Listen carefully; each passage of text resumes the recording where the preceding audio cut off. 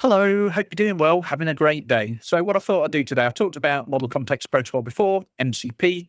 I've talked about hooks in a previous video that I've done. So now I thought I'd sort of talk about how quickly can I create an MCP server using my knowledge of how MCP works to create a template that can do something that I need it to do.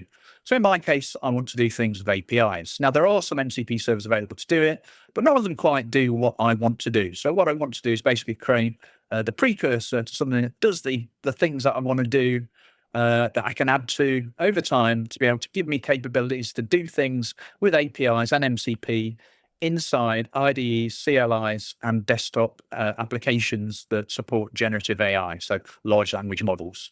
So that's essentially what I went away and did. So I time boxed myself about an hour, and then I went away and created an MCP server that allows me to go and talk to APIs.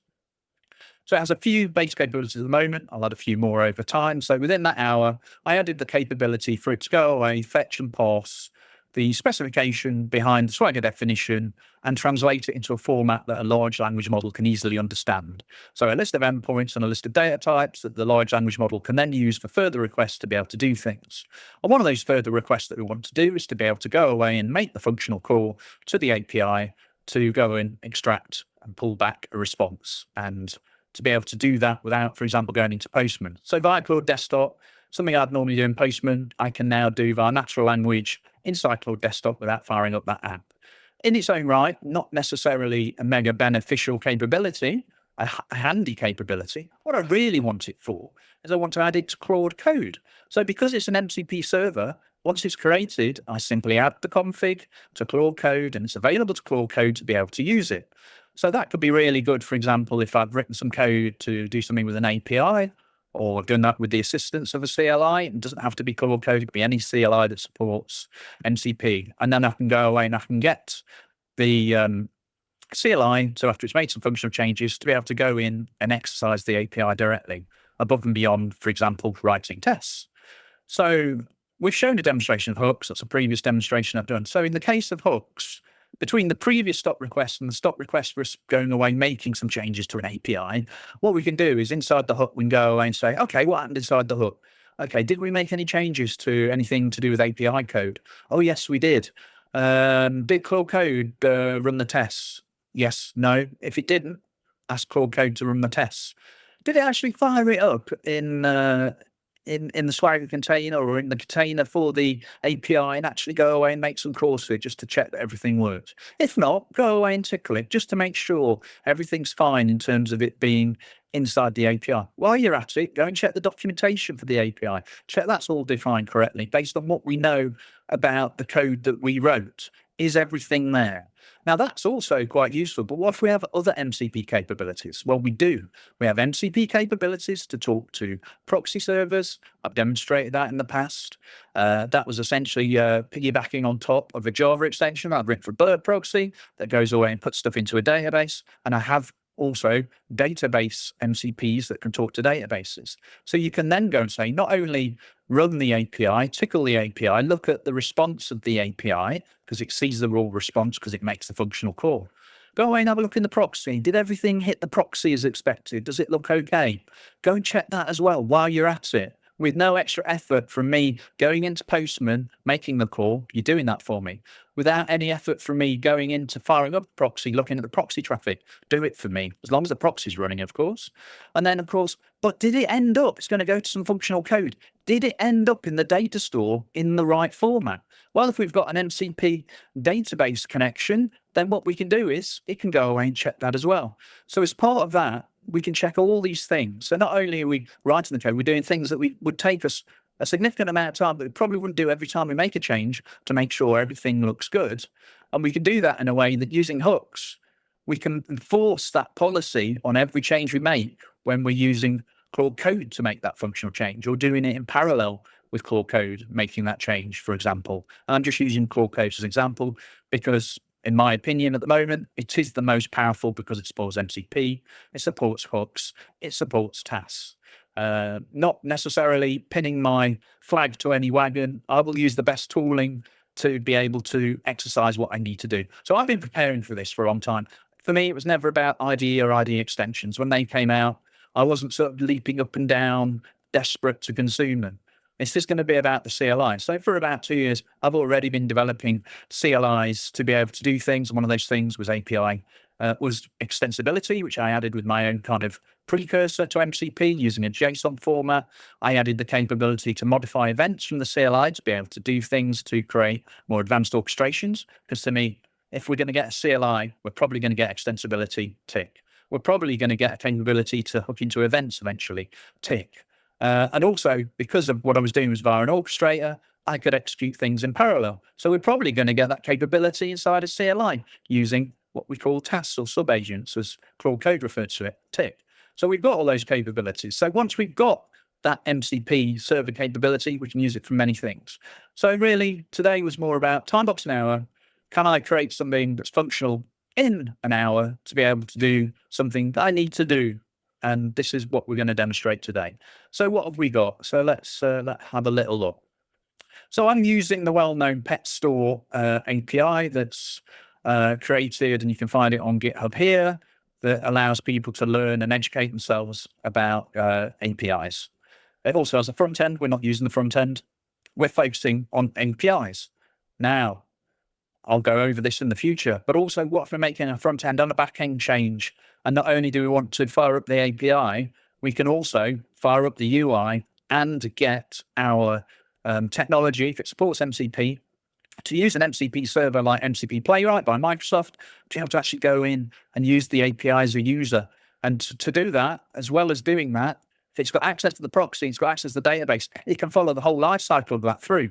So before you making some functionality at the end of a 5-screen wizard, did all the things before that wizard also execute as well? So you can look at the proxies. Are the proxy calls as expected? Are the database entries for all the things leading up to that point as expected? Is our change working as expected? So you have a whole new level of sort of quality improvements by leveraging this technology. It's not just about writing code. That's all that everybody sees. It's not about replacing developers. That's all anyone sees. It's about giving developers the capabilities to do things faster, to do things better, at higher quality, and for a better return on investment of a business that's paying those developers. So that's what it's really about. So what else have we got here? So we've got Claude Desktop. So behind any sort of Swagger implementation, there's generally an OpenAPI spec that is basically the definition that is used to essentially build that UI that we see here. It's not necessarily in the best format for a large language model to interpret. So one of the things that we've done is we've gone away and created a capability inside our MCP server to go away, fetch that definition. We have to tell it where it is. And then to go away and then parse that in a format that is more amenable to a large language model. So that's endpoints and what the data inside the endpoints is. So that's one of the functionalities that we've created here. The other functionality we've created is a capability to execute a payload against an endpoint that is defined by the large language model in its entirety. And the payload is defined by the large language model in its entirety, using its knowledge of that Swagger definition. And one of the things I want to take forward even further is to actually be able to use this proxy capability to actually get representative data that's also part not only of the specification of the Swagger, which may include information about enumerations, but the types of real data that the application will see to be able to make these requests more representative of what somebody like a tester or a real user might make. And that's something I'll add on to this over time. So first of all, let's see if we can see the tooling. So I've created the tooling, I've compiled the tooling, I've added the tooling to the config. Can Claude Desktop see this tooling? So that's the first question.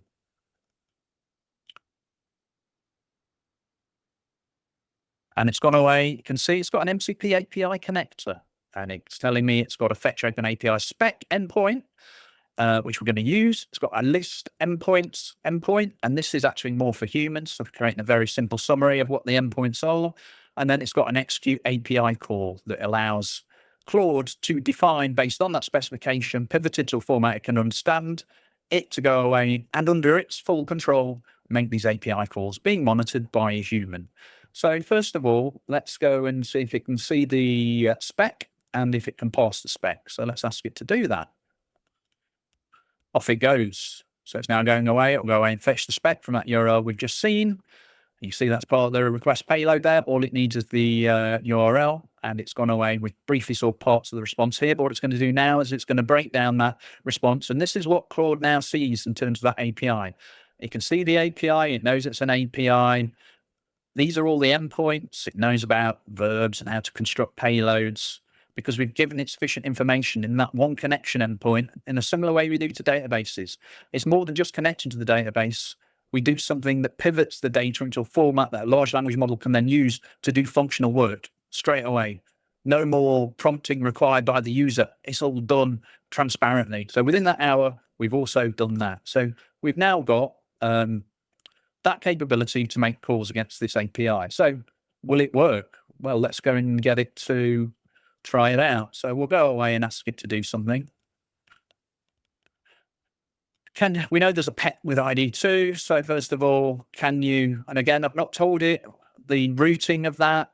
It's figured out from the spec what the routing is, and it's going to go away and make the request. And here you go. You can see it's gone away. It's parsed everything in the correct format that the API expects, and it's gone away and returned this data. So it's made that request, and we see all the information from the request. We can also call other endpoints. So there's one that basically shows you all pets that are available. So we won't tell it which endpoint it is or what it needs to do to be able to call that endpoint. We'll just give it a few words. Can you show me all the pets that are available? So let's see if it can infer from the information it's got how to make that functional call to the API. It's identified as a find by status endpoint, correct. It's now going away, and it's understood that behind that endpoint, there's actually a set of enumerations. It's gone away and pulled back those enumerations as part of that initial spec. It knows that there's an enumeration for available, and here it's gone away and it's returned all the pets that are available. Let's just see if it can do other things as well. So let's ask it to create one. So we'll ask it to create a new pet via the API and check it returns successfully. We'll let it do whatever it wants. I don't really care what the pet is. I just want to see it can create the pet. So it knows there's a post endpoint. It's going to build a representative payload to send to that endpoint. And then what it's going to do also is it's going to examine the response to make sure the response came back correctly.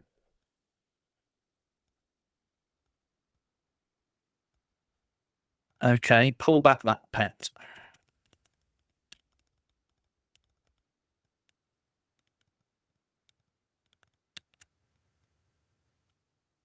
So again, what it should do now is it should go away and call the get endpoint, should fire across the ID, and then we should see whether that pet exists. And here we go. Let's pull back the pet. We know it's Buddy because that was in the previous payload it created. So we know we've inserted the new pet and we've pulled back the new pet. And again, bearing in mind here, nothing has happened other than we gave it a URL. Once we gave it the URL, everything else is via Claude. Let's now just check other functionality works. Give me a second. So can we now delete this pet and check it no longer exists? So let's see if we can do that.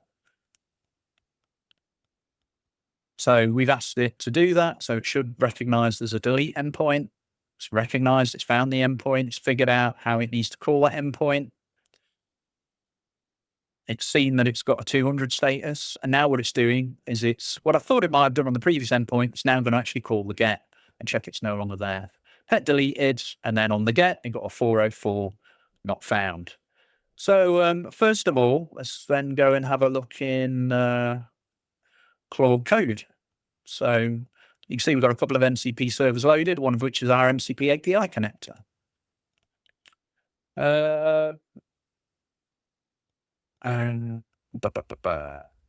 So let's ask it to fetch and parse that endpoint. So let's see that running inside Claude Code.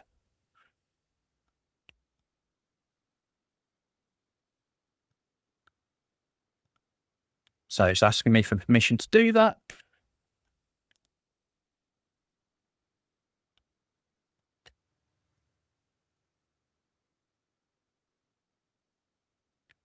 So what it should then be doing now is preparing a summary of what is inside that API.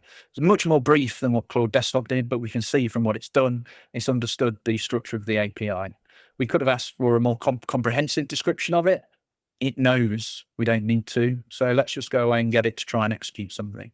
So from that, there's no way it could actually execute something, but it knows a lot more rich information what it's showing us. Because we're human, it's dumbing it down for us. So let's just see if it can do a get on pet ID2. So again, it knows it's got tooling, it knows it's done a fetch and got a schema, so it should now try and execute the get request. Wants permission first time in the session to run the tool. So let's let it do it. And what it was going to do now, there we go. So you can see, pull back the JSON, it showed us the nice JSON, colorized it for us. It's now connected to that API. So say we were doing inside a Claude Code session, set changes to an API. What we can do, and I've got other MCPs I've got, so it's a bit of a pain each time, right, to connect to a particular thing each time. So I've got the concept of an MCP memory server and an MCP configuration server for development settings, so that I don't have to each time go away and do the connect and fetch. It will know based on the project which toolings this project I want to use and what the bare bones configurations in development are for those. So I'm defining a format to be able to do that, which I'm currently working on. And then once that's done, then as soon as I'm in a Claude Code solution, and the first time I set it up, I'll just tell it where to go, what the specification URL is in this case, what the connection string is for the database, and straight away, it'll know it's got that capability and it'll be able to just run requests based on that. And the real power here is I've shown you hooks. I strongly suggest if you're interested in leveraging up your generative AI capabilities, you look at that. But what's happened at the end of us doing a load of stuff is we get something called a stop hook being fired, essentially an event which has the full chronology of what happened between the previous stop and this stop.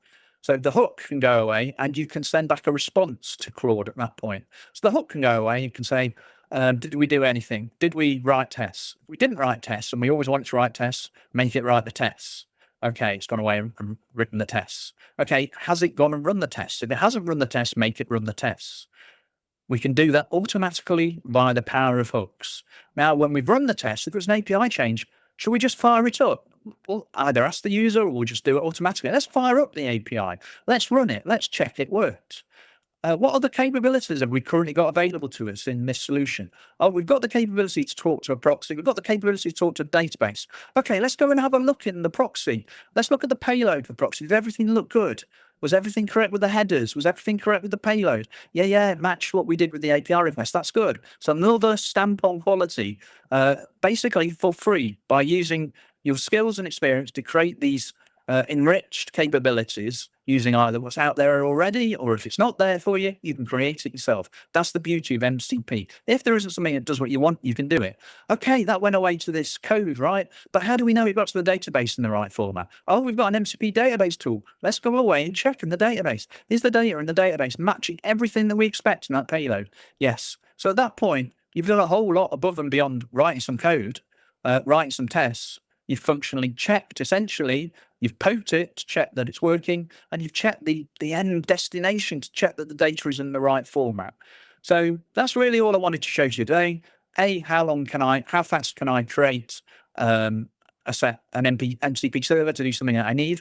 It took me about an hour, and I did use generative AI as part of that to help me create that within an hour. If I hadn't have used it, it could have taken me a day or two to do that. So I did it in under an hour because I was using generative AI, but I was doing it to use its capabilities to make generative AI more powerful. That's my interest in generative AI. Day to day, I don't use generative AI that much. But for the future, going forwards, I can see where this is going. 2 years ago, I could see where it was going, which is why I started developing my own CLIs. So when the CLIs were available, I was already got my head in gear about what I need to do, what we need to do to leverage these capabilities. People are only just getting used to the capabilities.